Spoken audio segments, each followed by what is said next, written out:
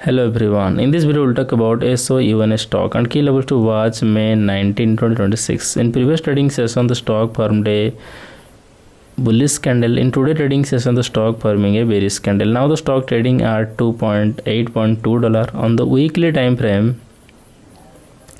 The stock breakout is trend line, made a high of $10.180. If the price on the daily time frame, the key support level is $7.6. If the price goes below $7.6, it could test $6.23.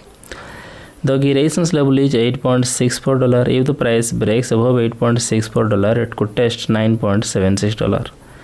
That's my view on SOUN stock today. If you found this helpful, please subscribe for more updates. This video is for educational purposes only, not financial advice. Always do your own research before investing. Thanks for watching.